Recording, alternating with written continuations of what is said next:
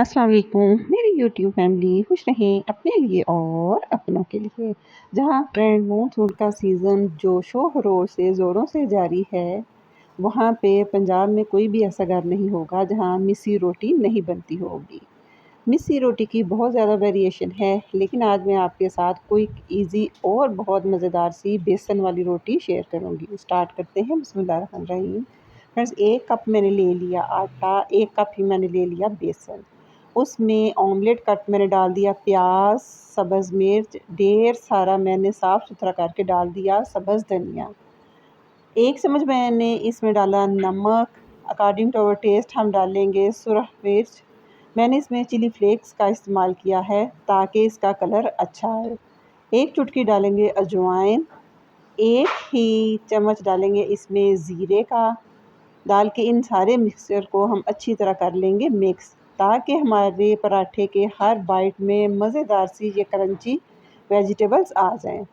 अब हम पानी डालकर आटे को अच्छी तरह गूँध लेंगे, ना तो ये ज़्यादा सख्त हो और ना ही ज़्यादा नरम हो।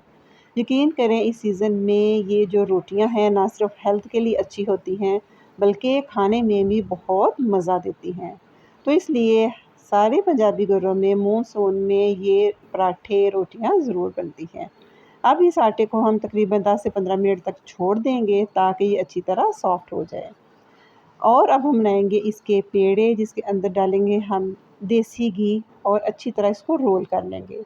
अगर आप चाहें तो इसको चकोर पराठे बना लें, बल वाले बना लें, या जिस तरह आपकी मर्ज़ी है आप इनको शेप दे सकती हैं।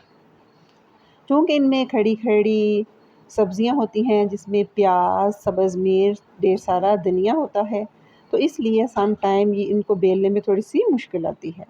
तवे को मैंने एक अच्छी तरह गरम करने के बाद इसकी आँच को कर दिया स्लो, क्योंकि जितनी ही ये पराठे हल्की आँच पे क्रिस्पी गोल्डन होकर बनेंगे, उतने ही खाने वाले को मज़ा देंगे।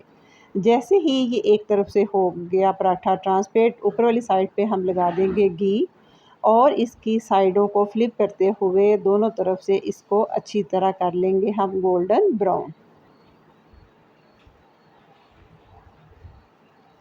आँच को मैंने दरमियाना रखा हुआ है कि अगर हम ज़्यादा रखेंगे तो ये ऊपर से तो ये पक जाएंगे, लेकिन अंदर से इसका जो बेसन वगैरह है वो अच्छी तरह नहीं पकेगा। अच्छी तरह दोनों तरफ से गोल्डन करने के बाद ऊपर हम लगाएंगे मार्जरीन और मज़े लेकर हम इस पराठे को इस मानसून सीज़न में करेंगे इंजॉय। आप इसको चाय के साथ खा सकते हैं, दही के रायते के साथ या लस्सी वगैरह के साथ, जैसे आपको अच्छा लगे। आप इन मज़ेदार बेसन वाले पराठों को इस सीज़न में ज़रूर इंजॉय करें और मुझे दीजिए इजाज़त। Take care. अल्लाह हाफ़िज़।